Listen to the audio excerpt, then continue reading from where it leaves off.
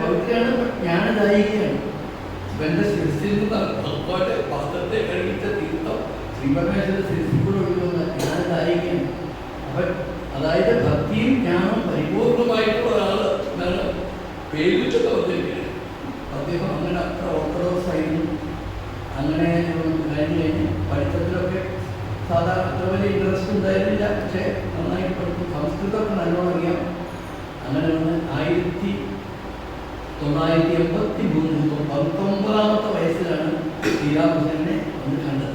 ആരുടെ കൂടെ എന്ന് ഹരീശനാണെന്ന് തോന്നുന്നു. എനിക്ക് തുര്യാനന്ദ സ്വാമിയുടെ കൂടെയാണ്. ഇടുത്ത വഴിക്ക് രാമകൃഷ്ണദേവൻ വെൽക്കം സ്വീകരിച്ചു. വൈകുന്നേരം വന്നു. അതായത് ഊണ് കഴിഞ്ഞിട്ട് കൂടുതൽ വേറെ ഇരിക്കുന്ന കഴിക്കില്ല. താൻ ഭക്ഷണത്തെ കഴിക്കുള്ളൂ. അത്ര നിർബന്ധം പേര് ഓർത്തോ. അവിടെ വന്ന് ശ്രീരാമചന്ദ്രനെ കണ്ട വഴിക്ക് ഭഗവാൻ സ്വീകരിച്ചിരുത്തി. പരക്കെ ചോദിച്ചു. നീ എന്നെ ഇതിനു മുമ്പ് കണ്ടിട്ടുണ്ടോ എന്ന് ചോദിച്ചു. ഉണ്ടായിരുന്നു. അതായത് ദീനബന്ധു എന്നാണ് ദീനദയാൽ ബോസിന്റെ വീട്ടിൽ ഞാൻ കണ്ടിട്ടുണ്ട്. ശ്രീരാമചന്ദ്രൻ ചിരിച്ചു. ഇവൻ നോക്കൂ, ഇവൻ എന്നെ കണ്ടിട്ടുണ്ട്. അതായത് 19 വയസ്സുള്ള കുട്ടി. 3-4 കൊല്ലം മുമ്പ് തന്നെയാണ്. 10 വയസ്സ് പക്ഷേ ഇത്ര ഓർമ്മശക്തി അവനുണ്ട് എന്നൊരു സൂചന. രണ്ടാമത്തെ സൂചന എന്താ വെച്ചാൽ എന്നിട്ടും എന്നെ ഓർത്തല്ലോ, ഒറ്റത്തവണ കണ്ടിട്ടും എന്നെ ഓർത്തിരിക്കുന്നു എന്നുള്ളൊരു സന്തോഷം. ശരി, ഭഗവാൻ പറഞ്ഞു കാര്യങ്ങളൊക്കെ പറഞ്ഞു. വൈകുന്നേരമായിപ്പോൾ പറഞ്ഞു. അന്നത്തെ നോക്കി പിറ്റേ ദിവസം പോയാൽ മതി. നിങ്ങൾ പോണ്ട, അവിടെ കിടന്ന് ആരും പോയി സമ്മതിച്ചു. അവിടെ കിടന്നു. പിറ്റേ ദിവസം തൊഴിലൊക്കെ കഴിഞ്ഞു കാലത്ത് പോയി. അപ്പോൾ പറഞ്ഞു ഇനിയും വരണം, എപ്പോഴും വരണം. ശരി, നല്ല പോകാൻ. എന്നിട്ട് പോയി. 3-4 ദിവസം കഴിയുമ്പോൾ ആദ്യം വന്നു. ഇതുപോലെ തന്നെ വൈകുന്നേരം ഞാൻ 2-3 ദിവസത്തേക്ക് നോക്കി ശ്രീരാമദേവൻ. എന്നിട്ട് ഭഗവാൻ ഒരു ദിവസം പറഞ്ഞു, വൈകുന്നേരം 3 കഴിഞ്ഞപ്പോൾ പറഞ്ഞു, നീ പോയിട്ട് കാളിമാർ അവിടുത്തെ പ്രസാദം കഴിച്ചു വരാൻ രാത്രി. അപ്പം തന്നെ ഒന്ന് മടിച്ച് ഇടതായിട്ട് കഴിക്കില്ല. ഇത്തവണ കഴിക്കും. അപ്പോൾ പറയാൻ പറഞ്ഞപ്പോൾ പോയി. ഭഗവാന്റെ ആജ്ഞയാണ്. അങ്ങനെ പോയി. വഴി നോക്കി ഇങ്ങനെ പിന്നാക്കം കുറച്ച് പോയപ്പോൾ നോക്കി. അപ്പോൾ 2 ഇതുണ്ടല്ലോ അവിടെ. രാധാകൃഷ്ണസ്വാമി അമ്പലത്തിലുണ്ട് രാധാകാന്ത. ഇവിടെയുണ്ട് പ്രസാദം. അവിടുത്തെ പ്രസാദം സാത്വികാണ്. ഇവിടുത്തെ പ്രസാദം സാത്വിക അല്ലായിരുന്നില്ല. പക്ഷേ ചില സമയത്ത് മത്സ്യം നേരിക്കാം, ഫിഷ് നേരിക്കാം, ചിലപ്പോൾ ഇതുണ്ടെങ്കിൽ മാംസം നേരിച്ചു വരാം. അപ്പോൾ അങ്ങനെ പഠിക്കുന്നു. പോണ വഴിക്ക് കുറച്ച് കഴിയുമ്പോൾ നോക്കും. ഭഗവാൻ അവിടെ തന്നെ നോക്കിക്കൊണ്ട് നിൽക്കുന്നുണ്ട്. അപ്പോൾ കാളിബാധകളോട് കഴിക്കാനാണ് പറഞ്ഞിരിക്കുന്നത്. പക്ഷേ വെജിറ്റേറിയൻ മാത്രം തിരഞ്ഞെടുത്ത് കഴിച്ചു. അങ്ങനെ കണ്ടു. പിന്നെ കഴിപ്പിച്ച് പോകാൻ അത് കഴിഞ്ഞ് ഒരു ദിവസം ഭഗവാൻ തന്നെ ഫോട്ടോയിൽ കുറച്ച് ഭക്ഷണം എടുത്ത് അമ്മയുടെ വായ കൊണ്ടുവച്ച് കൊടുത്തു കഴിഞ്ഞ് ഭഗവാൻ കഴിച്ചിട്ട് കഴിക്കാം. അത് ഇതായിട്ട് കഴിക്കില്ല. ഭഗവാൻ എത്തണ്ടേ. അങ്ങനെ അങ്ങനെ അങ്ങനെ എന്തിനു പറയുന്നു, ഈ ഓർത്തഡോക്സ് ഇന്ത്യയിൽ മാറിപ്പോയി. പിന്നെ ആദ്യം കഴിക്കാമെന്ന് അത് മാറ്റി കൊടുക്കുമ്പോൾ പിന്നീട് സേവ ചെയ്യാൻ പറ്റും. നീ എൻ്റെ കാല് ഇങ്ങനെ ഇടയ്ക്കിടയ്ക്ക് വരും. ഒരു ദിവസം പറഞ്ഞ് എൻ്റെ കാലൊന്ന് നീ തിരുമ്പാൻ പറ്റും. ഇത് നേരെ പിടിച്ച ഒരൊറ്റ തിരുത്തി. ഭഗവാൻ നിലവിളിച്ച് കരഞ്ഞു, അയ്യോ നീ എന്താ പിടിയോടെ എൻ്റെ കാലിൽ. അതൊക്കെ അപ്പോൾ ഒന്നുകൂടി തിരുമ്പാ. പതുക്കെ തിരുമ്പ. അതും വലിയ പ്രഷറാണ്. ഭഗവാൻ മനസ്സിലായി. അപ്പോൾ പറഞ്ഞു പിന്നെ പറ്റി പതുക്കെ തലോടിയാൽ മതി. അപ്പോൾ മനസ്സിലായി സ്വാമി. അതായത് ഗംഗാധരൻ മനസ്സിലായി. എന്നാ പോലെ മൃദുവാണ് ഈ കാലം. ഇല്ല പിടിച്ചിട്ട് നല്ല സ്റ്റൗട്ടായിരുന്നു. അപ്പോൾ അത് നീ തലോടിയാൽ മാത്രം എന്തിന് തലോടിയാൽ മതി. തലോടി സേവാഭാഗ്യം കൊടുത്തു. അത് കഴിഞ്ഞ് ഇത് ഭഗവാൻ പഞ്ചവടിക്ക് പോയപ്പോൾ ലോട്ടറി എടുത്ത് കൊണ്ടുവരാൻ മുൻകെടുത്ത് അങ്ങനെ ആ സേവ കൊടുത്തു. എന്നിട്ട് അവിടെ തന്നെ അപ്പോൾ സേവാഭാഗ്യം കൊടുത്തു. അത് കഴിഞ്ഞ് ധ്യാനം ചെയ്യാൻ പറ്റും. ഇടയ്ക്കിടയ്ക്ക് ധ്യാനം ചെയ്യിപ്പിക്കും. അപ്പോൾ ആ ധ്യാനത്തിൽ ഭഗവാൻ വരും, നോക്കൂ നീ ഇങ്ങനെയല്ല ഇരിക്കുന്നത്, ഇത്രയും ചുറ്റുടിയല്ല, ഇങ്ങനെ പോകണ്ട, സ്ട്രെയിറ്റ് ആക്കി എല്ലാം പറഞ്ഞ് കൊടുക്കുന്നതാണ്. പിന്നെ വന്ന വഴിക്ക് തന്നെ പറഞ്ഞത് 2 ദിവസം കഴിഞ്ഞപ്പോൾ പറഞ്ഞു, നീ നരേന്ദ്രനെ കണ്ടിട്ടുണ്ടോ എന്ന് ചോദിച്ചു. അവിടെ പോകണം, നരേന്ദ്രനെ കണ്ട് വരണം ഇനി വരുമ്പോഴും. അപ്പോൾ ശരി പറഞ്ഞ പോലെ പറഞ്ഞാൽ കേൾക്കുന്നതാണ് കറക്റ്റ്. അതിൽ യാതൊരു വിട്ടുവീഴ്ചയില്ല. പോയി നരേന്ദ്രനെ കണ്ടു, തിരിച്ചു വന്നു. ഭഗവാൻ ചോദിച്ചു, പിന്നവനെ വന്നപ്പോൾ ചോദിച്ചു, നരേന്ദ്രനെ കണ്ടു എന്താ കണ്ട എങ്ങനെ ഉണ്ടെന്ന് ഭഗവാൻ അപ്പത്തന്നെ പറഞ്ഞത് അത് പ്രത്യേക തരത്തിലുള്ളൊരു പുത്രനാണ് ഈ കാണുന്ന സംസാരിക്കുന്നത്. കാരണം എങ്ങനെയുണ്ടെന്ന് ഞാൻ ചെന്നപ്പോൾ അദ്ദേഹം പുസ്തകം വായിച്ചുകൊണ്ട് ഈ വേറെ ഒന്നുമില്ല, പുസ്തകത്തിൽ മാത്രം ശ്രദ്ധിച്ച് ഒന്നും അറിയാണ്ട് വായിച്ചിരിക്കുകയുള്ളൂ. മുറിയിലൊക്കെ കുറച്ച് അങ്ങനെയുള്ള പുസ്തകം ഇതൊക്കെ കിടക്കുന്നത് വലിയ അത്ര വൃത്തിയെന്നൊന്നും പറയാൻ പറ്റില്ല. പക്ഷേ അദ്ദേഹം അതിനൊന്നും ശ്രദ്ധിക്കുന്നേ ഉണ്ടായിരുന്നില്ല. ഓൾറെഡി ഇത് മാത്രമേ ഉണ്ടായിരുന്നു ശ്രദ്ധ. ഇന്ന് സംസാരിച്ചു കുറച്ച് കാര്യങ്ങളൊക്കെ സന്തോഷമായി. നീ ഇടയ്ക്കിടയ്ക്ക് അവിടെ പോയി കണ്ടോളോ എന്ന്. അങ്ങനെ അവർക്ക് സംസാരിച്ചു. ഐഡിയ വളരെ ഇഷ്ടമായിട്ടുണ്ട്. അത് കഴിഞ്ഞ് അങ്ങനെ ഭഗവാന്റെ അടുത്ത് പിന്നെ ഫ്രീക്വൻ്റായിട്ട് വന്നുകൊണ്ടിരുന്നു. ഭഗവാൻ എല്ലാം പറഞ്ഞുകൊണ്ട് മെഡിറ്റേഷൻ എല്ലാം പറഞ്ഞുകൊണ്ട് പിന്നെ ഭഗവാൻ വയ്യാണ്ടായി ശുശ്രൂഷകളെല്ലാം ചെയ്തു. ഭഗവാൻ യുദ്ധപ്രാപ്തിയുടെ ശേഷം 1886 സംഭവം. 87 ഇവരെല്ലാവരും പിൽഗ്രിമേജ്. പിന്നെ പിൽഗ്രിമേജ് എന്ന് പറഞ്ഞാൽ പോലെ എത്ര നിൽക്കും മൊത്തം കറങ്ങിയതിന് കിടക്കുന്നുണ്ട്. പടിഞ്ഞാറ് കിഴക്കും വടക്കും ഒക്കെ സ്വാമി ഒത്തിരി സഞ്ചരിച്ചു. ഈ മറ്റുള്ള മറാഠി ഡിസൈപ്പിൾസ് പല ദിക്കിലും ഒരു മീറ്റ് ചെയ്യും.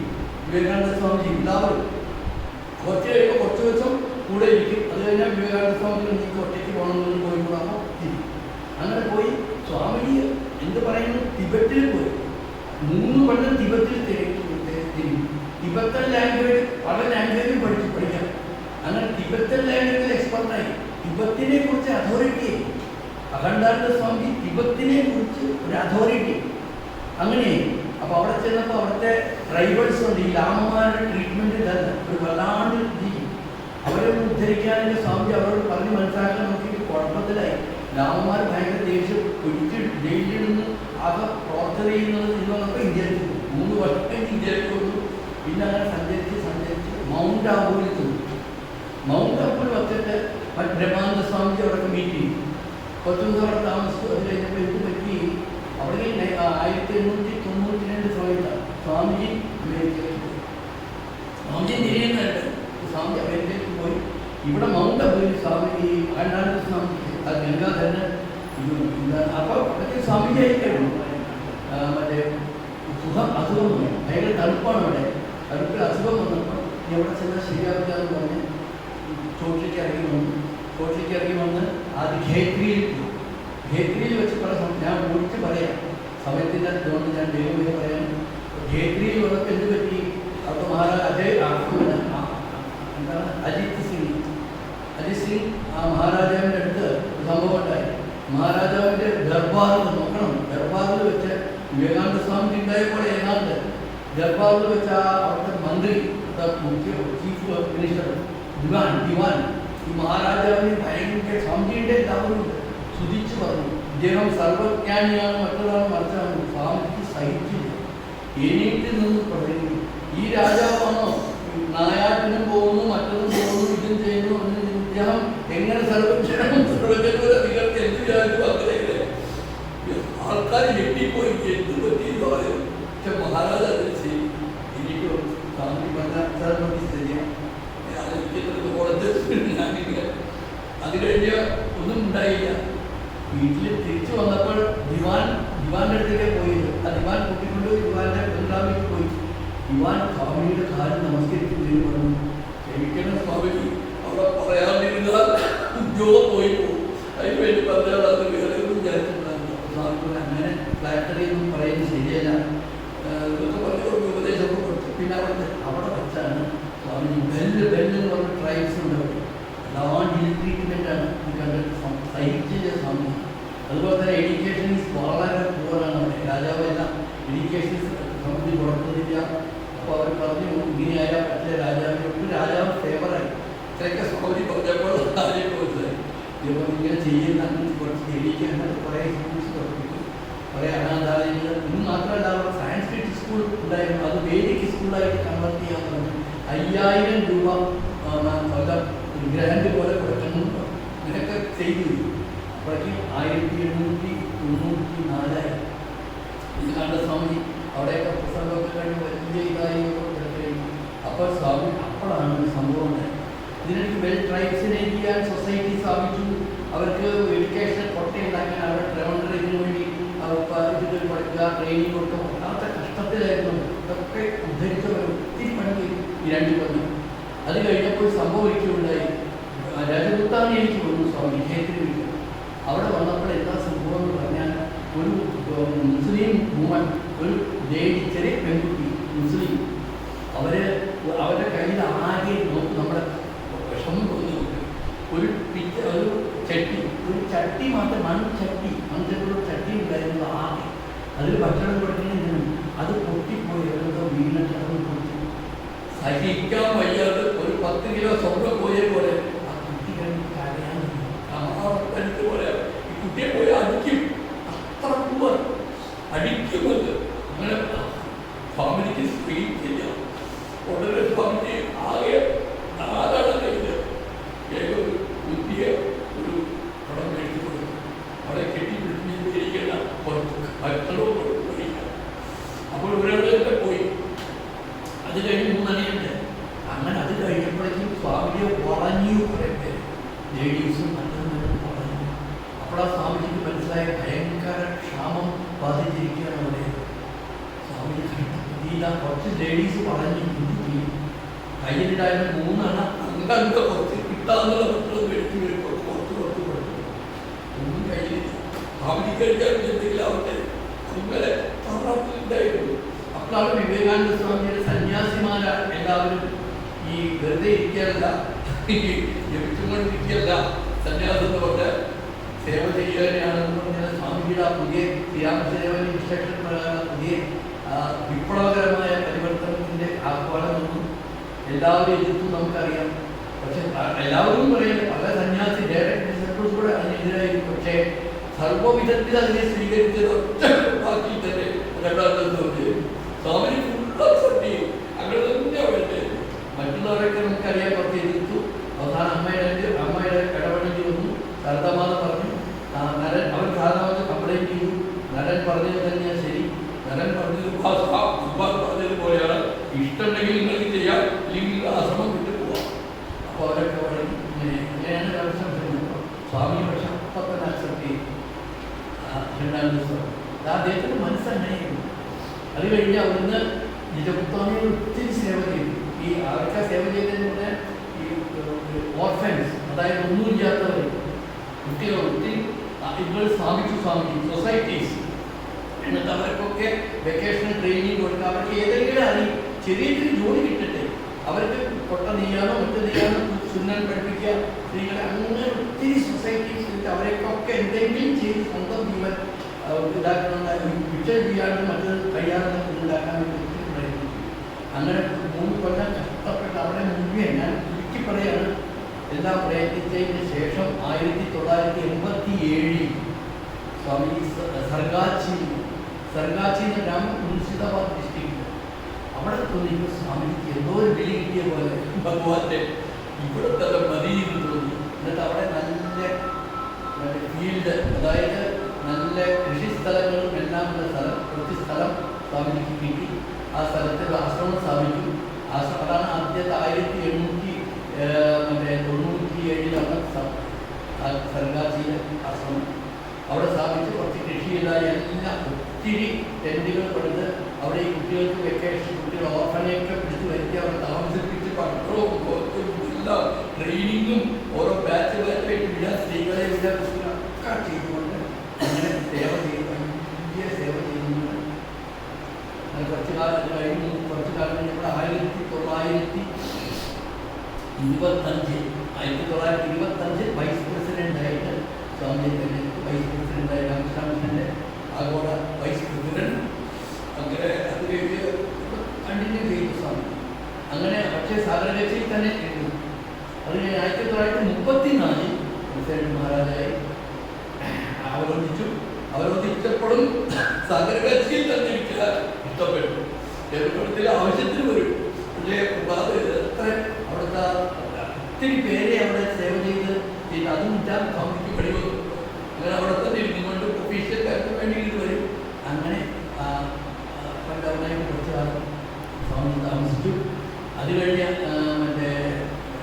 കുറച്ച് കഴിയുമ്പോൾ ശരീരത്തിൽ വയ്യാണ്ടായി. വയ്യാണ്ടായി അതായപ്പോഴേക്കും ഇതിൽ വരാൻ പറഞ്ഞു. ഇതിന് പേരുമണത്തേക്ക് വന്നു. അവസാന സമയത്ത് അവിടെ തന്നെ പേരുമണത്തിൽ തന്നെ ഒത്തിരി പേർക്ക് സ്വാമിജി ആദ്യത്തെ സമയത്ത് ഈ മറ്റേ മന്ത്രദീക്ഷ കൊടുക്കാൻ കുറച്ചൊരു രൂപതയുണ്ടായിരുന്നു. അത് കഴിഞ്ഞ് ഭഗവാന്റെ അനുഗ്രഹം ഏറ്റവും പിന്നെ വാരിക്കോരി കൊടുക്കുകയായിരുന്നു. അതിനങ്ങനെ എത്രയോ പേർക്ക് കൊടുത്തു. അതിന് പ്രധാനമായിട്ട് നമ്മുടെ RSS സ്ഥാപകനായിട്ട് ഗുരുജി ഗോൾവാർക്കർ തിരിച്ചു മന്ത്രദീക്ഷ കൊടുത്തത് സ്വാമിജിയാണ്. RSS സ്ഥാപകനായ ഗുരുജി ഗോൾവാർക്കർ അദ്ദേഹത്തിനും മന്ത്രദീക്ഷ കൊടുത്തത്. അങ്ങനെ സ്വാമിജി അത് കഴിഞ്ഞ് അവസാനം സ്വാമിജിക്ക് മനസ്സിലായി വേദമെടുത്ത് വെച്ച് തന്നെയാണ് സമയമായി മനസ്സിലായി ഭഗവാന്റെ വിളി വരുന്നത്. അപ്പൊ എന്ത് ചെയ്തു? 1927 ഏപ്രില് ഈ മറ്റേ എന്താണ് പ്രബുദ്ധ ഭാരതം, പ്രബുദ്ധ കേരളമല്ല, പ്രബുദ്ധ ഭാരതം. പ്രബുദ്ധ ഭാരതത്തിലൊരു ആർട്ടിക്കിൾ പബ്ലിഷ് ചെയ്തു ഭക്തിയെ കുറിച്ച്. അതിലൊരു ശ്ലോകം ഉണ്ടായിരുന്നു. ആ ശ്ലോകം സ്വാമിജിക്ക് ഒന്ന് റീകളക്ട് ചെയ്യണം. എന്നിട്ട് അവർക്ക് എഴുതി അതൊന്ന് അദ്വൈതാശ്രമം മായാവതി പബ്ലിഷ് ചെയ്ത് അതൊന്ന് തരണമെന്ന് ശ്ലോകം അയച്ചു കൊടുത്തു. ആ ശ്ലോകം എന്താന്ന് പറഞ്ഞാൽ നത്വഹം കാമയേ രാജ്യം, നത്വഹം കാമയേ രാജ്യം ന സ്വർഗം ന അപുനർഭവം, കാമയേ ദുഃഖതപ്താനാം പ്രാണീനാം ആർത്തിനാശനം. അതായത് നത്വഹം കാമയേ രാജ്യം, ഞാൻ രാജ്യത്തിനെ ഒന്നും ആഗ്രഹിക്കുന്നില്ല. സ്വർഗവും ആഗ്രഹിക്കുന്നില്ല, വേണ്ട. അപുനർഭവം, ആ പുനർഭവം എന്ന് പറഞ്ഞാൽ മോക്ഷം. പുനർഭവം ഇല്ലാണ്ടിരിക്കുക എന്നത് മോക്ഷം. അപുനർഭവം, അപുനർഭവം, ഞാൻ മോക്ഷവും താമസിക്കുന്നു. രാജ്യം വേണ്ട, സ്വർഗം വേണ്ട, മോക്ഷവും വേണ്ട. പിന്നെ കാമയെ എന്താ ഞാൻ ആഗ്രഹിക്കുന്നത്? ദുഃഖതപ്താണ്, ദുഃഖം കൊണ്ട് വിഷമിക്കുന്ന പ്രാണികളെ, മനുഷ്യൻ മാത്രമല്ല എല്ലാ പ്രാണികളുടെയും അങ്ങനെ ദുഃഖതപ്താണ് ആർത്തിനാശം. അവരുടെ ദുഃഖത്തെ നശിപ്പിക്കാൻ എല്ലാം കഴിയുന്നത് ചെയ്യാൻ അവരുടെ കഴിവുണ്ടാവട്ടെ എന്ന് പ്രാർത്ഥിക്കും. ഈ പ്രാർത്ഥന ഉപയോഗിച്ചുകൊണ്ടാണ് ശരീരം വിട്ട് ദീപാവലി ദേവി ക്ഷേത്രം പ്രവർത്തിച്ചത്. എത്രമാത്രം ഹൃദയക്ഷാദത്തെയാണ്. അതുകൊണ്ട് വിവേകാഭാവിച്ച് എല്ലാവരും പ്രീതനാണ്, അതിപ്രീതനായിരുന്നു. തൻ്റെ ആദർശത്തെ പരിപൂർണമായി മനസ്സിലാക്കിയ തൻ്റെ ഗുരുഭായി എന്ന് പറഞ്ഞാൽ ഹാർട്ടും ബുദ്ധി ഒരുപോലെ ഒത്തിരി ഭാഷകൾ അറിയായിരുന്നു. അതുകൊണ്ട് സ്വാമിജിക്ക് സേവ ചെയ്യാനൊക്കെ വലിയ ഇതായിരുന്നു. അവരുടെ ഭാഷ സംസാരിക്കാൻ അവരെ കൊണ്ട് ചെയ്യുമ്പോൾ ഒത്തിരി സേവ. എൻ്റെയൊക്കെ ഇത് ലിസ്റ്റ് എടുക്കാൻ പോയ ഒത്തിരി ഉണ്ട്. അവരുടെ പ്രധാന ബുക്ക് തന്നെ നമ്മുടെ ഹനുമാൻ എഴുതിയത് ദാസബോധ എന്നൊരു ഇതാണ്. ഹനുമാൻ എഴുതിയത് ഹനുമാന്റെ സോറി സമർത്ഥ രാമദാസ്, ഹനുമാൻ തന്നെ പറയും അദ്ദേഹത്തിൻ്റെ അവതാരം. സമർത്ഥ രാമദാസിന്റെ കൃതിയാണ് ദാസബോധ. ആ ദാസബോധ എഴുതിയപ്പോൾ തന്നെ സ്വാമിജിയുടെ കൃതി the service of God in man, service of God in man, നമുക്കൊരു സർവീസിന്റെ ആ മഹത്വം സ്വാമിജി. അതാണ് സ്വാമിജി എഴുതിയുടെ ചുരുക്കത്തിൽ ഞാൻ പറഞ്ഞതാണ്. ഇനി ടീച്ചിങ്സിനെ പറ്റി നോക്കുകയാണെങ്കിൽ സ്വാമി പറഞ്ഞതിന് പ്രധാനമായിട്ട് ആത്മാവ് മാത്രമേ ഉള്ളൂ, ആ സത്യം നിങ്ങളെല്ലാവരും മനസ്സിലാക്കണം. അതുകൊണ്ട് ആത്മസാക്ഷാത്കാരത്തിന് മാത്രമാണ് ഈ ശരീരം. ഗുരുദേവൻ എപ്പോഴും പറയും. അതുകൊണ്ട് അത് പരിപൂർണ്ണ വിശ്വാസത്തോടുകൂടി ആത്മസാക്ഷാത്കാരത്തിന് മാത്രമായിട്ട് ഉപയോഗിക്കുന്ന ഈ ശരീരത്തെ അതിനുവേണ്ടി ശ്രമിക്കണം ഒന്നാണ്. രണ്ടാമത്തെ പ്രധാന കാര്യം നാമജപം. അതിന് ഏറ്റവും ഉത്തമമായിട്ടുള്ളത് മന്ത്രജപം. കിട്ടിയ മന്ത്രത്തെ നിങ്ങൾ എപ്പോഴും ജപിച്ചുകൊണ്ട് ജപിക്കണം. പിന്നെ ഭഗവാനോട് പ്രാർത്ഥിക്കും. മന്ത്രജപത്തോടുകൂടി പ്രാർത്ഥനയും കൂടെ ചേർക്കണം. അതെന്താന്ന് പറഞ്ഞാൽ, ഭഗവാനെ എനിക്ക് കഴിവില്ല, ഞാൻ ഇതൊക്കെ ചെയ്യുന്നു, പക്ഷേ എനിക്ക് പരിമിതികളുണ്ട്, ഞാൻ പരിമിതനാണ്, എനിക്ക് പല വിധത്തിൽ ഇതുണ്ട്. അവിടുന്ന് ദയാമയനാണ്. എന്റെ പ്രാർത്ഥന കേട്ട് സ്വയം അവിടുന്ന് എനിക്ക് കാണിച്ചു തരട്ടെ. എനിക്ക് അവിടെ കാണിക്കാൻ പറ്റും. അതായത് മാർജാരീയമായി എനിക്ക് അവിടുന്ന് കാണിച്ചു തരട്ടെ. ഞാൻ ശ്രമിക്കാം, കഴിവ് പറ്റ എനിക്ക്. Please reveal thyself thyself to me. അങ്ങനെ നമ്മൾ പ്രാർത്ഥിക്കണം ഭഗവാനോട്. അപ്പോൾ ഭഗവാൻ നമ്മൾ ഒരടി കൊണ്ട് പ്രാർത്ഥിച്ചാൽ 10 അടി കൊണ്ട് വരും, നമ്മളെ അനുഗ്രഹിക്കും. നിങ്ങൾ വിശ്വസിച്ചോളൂ, തീർച്ചയായിട്ടും വിശ്വസിക്കും. തൻ്റെ ഹൃദയത്തിനാണ് ഈ പറയുന്നത്, അനുഭവത്തിനാണ് ഈ പറയുന്നത്. അപ്പോൾ അങ്ങനെ മൂന്നാമത്തെ പിന്നെ പറയേണ്ടത് എന്താ വെച്ചാൽ ഒരിക്കലും നിങ്ങൾ ഈ അഹങ്കാരം ഡിസീറ്റ്, അതായത് ത്രികരണ ശുദ്ധി ഉണ്ടാവണം. ഒരിക്കലും മനസ്സിലൊന്നും തോന്നി വേറെ ഒന്ന് പറയാം ഒരിക്കലും. അതാണ് ഏറ്റവും വലിയ ദോഷം. നമ്മുടെ ഏറ്റവും വലിയ ദോഷം എന്താണെന്ന് പറഞ്ഞാൽ കളങ്കം. അല്ലാണ്ട് കുളിച്ച് സോപ്പിട്ട് കുളിച്ച് ദേഹം നല്ല വൃത്തിയാക്കി എന്ത് കാര്യം അല്ലേ? മനസ്സന്യർ വചസ്സന്യർ കർമ്മണ്യന്യർ ദുരാത്മന. മനസ്സേകം വചസ്സേകം കർമ്മണ്യേകം മഹാത്മനാം. മഹാത്മാക്കളും ഇതിനുള്ള വ്യത്യാസം എന്താണെന്ന് പറഞ്ഞാൽ മറ്റവർക്ക് മനസ്സന്യർ കർമ്മണ്യന്യർ, അവർ കർമ്മം വചസ്സന്യർ, പറയുന്നതൊന്ന് മനസ്സിൽ വേറെ ഒന്ന് പ്രവൃത്തി വേറെ. അങ്ങനെ പറയുന്നത് അറിയാം. മുഖത്തൊക്കെ കാണിക്കും സന്തോഷമായിട്ടോ ഒന്നത് വളരെ ദൂരം എവിടെ. പക്ഷേ മഹാന്മാർ അങ്ങനെയല്ല. മനസ്സേവം മനസ്സേവം കർമ്മണ്യേകം മഹാത്മന. അതുകൊണ്ട് ആ വിധത്തിൽ തന്നെ നമ്മൾ ചെയ്യണം.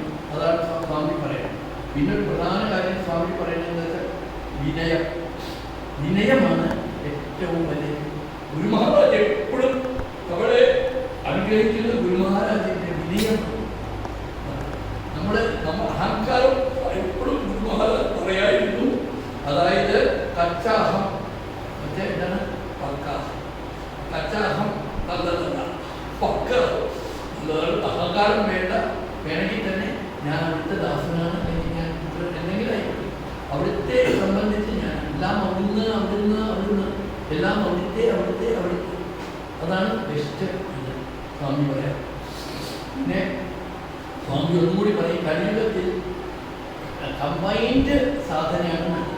കർമ്മ ഭക്തി ജ്ഞാനം കൂട്ടിച്ചേർക്കും, എല്ലാം കൂടി മിക്സ് ചെയ്ത് വരും. കർമ്മത്തെ അതേ കർമ്മം മാത്രമാണ് പറ്റില്ല, ഭക്തി മാത്രവും വിഷമാണ്, ജ്ഞാനം. അപ്പോൾ മൂന്നും കൂടി ചേർന്ന് നമ്മൾ പ്രയോഗിക്കുക. അതായത് മിസ്റ്ററാണുള്ള ബെസ്റ്റ്, അനുയോജ്യമായിട്ട് എന്നാണ് സമയം. ഇതാണ് ഇത്രത്തോളം സമയമായി. അപ്പോൾ അതുകൊണ്ട് നക്ഷലാണ് ഞാൻ പറഞ്ഞത്, സമയക്കുറവുകൊണ്ട് കാര്യങ്ങൾ. അപ്പോൾ നമുക്ക് മറ്റേ അദ്ദേഹം ആത്മാവായിട്ടുള്ള സമിതിയുടെ സേവ, സ്പിരിറ്റ് ഓഫ് സേവ, സ്വാമിയുടെ വിശ്വാസം, അതുപോലെ തന്നെ ഒത്തിരി കഷ്ടതകൾ അനുഭവിച്ചു. ഞാൻ പറഞ്ഞില്ല എന്ന് മാത്രമേ ഉള്ളൂ. ഇതിൻ്റെ ഇടയിൽ ഒത്തിരി ഇവരൊക്കെ പേടിച്ചു ലൈഫ് ടെക്നിക് ആയിട്ട് ഈ സഞ്ചാരത്തിൻ്റെ ഇടയിൽ അതൊക്കെ ഭഗവാൻ വ്യക്തമാക്കി കൊടുത്തു. അങ്ങനെ ഒരുപാട് സംഘടനകളൊക്കെ കൂടി. പക്ഷേ ഒരിക്കലും വീട്ടിൽ തൻ്റെ സേവയിൽ നിന്ന് ഒരിക്കലും വിട്ടുന്നില്ല. എനിക്ക് എൻ്റെ ഇത് സേവ തന്നെ ആ തിരിച്ച് മനസ്സിലാക്കി ഭഗവാൻ അർപ്പിച്ച് സേവ ചെയ്ത് ഭഗവാനും ജയിച്ചു. എന്നിട്ട് അവസാനം പ്രാർത്ഥിച്ചത് എന്താണ്? ഈ രാജ്യവും വേണ്ട, കുടുംബവും വേണ്ട, ഈ മോക്ഷവും ആഗ്രഹിക്കുന്നതിന് ദുഃഖിതായിട്ടുള്ള ദുഃഖത്തെ മാറ്റ പുറത്തേക്ക് എനിക്കോ അറിയിക്കുക, അത് മതി ഭഗവാൻ അങ്ങനെ പ്രാർത്ഥിച്ചിട്ടാണ് ഭഗവാനെ പ്രയോഗിച്ചത്. അതുകൊണ്ട് അങ്ങനെയെല്ലാം ആത്മാവായിട്ട് അരങ്ങാനന്ദ സ്വാമി തൃപ്പാദത്തിൽ അഷ്ടാംഗ നമസ്കരിച്ച് കിട്ടുന്നത് എല്ലാ ഭഗവാന്റെ ഡയറക്റ്റ് ഡിസൈപ്പിൾസ് വരെ നമസ്കരിച്ച് ഭഗവാനെ മുക്തിമാനായിട്ട് ഭഗവാനെ ബോഡിയെ നമസ്കരിച്ച് കിട്ടുന്നുണ്ട്. എല്ലാ സ്വാമിമാർക്കും നമസ്കരിച്ച് കിട്ടുന്നുണ്ട്. നമ്മുടെ സ്വാമിക്ക് നമസ്കരിച്ച് എല്ലാവർക്കും നമസ്കാരം. ഓം കായേന വാചാ മനസേന്ദ്രിയേണ ധർമ്മ നിർദ്ദേശ ഭാവ പ്രകോപിതേ സസർവസ്തി ശ്രീ രാമകൃഷ്ണായേ നമഃ. ശാരദാം ദേവി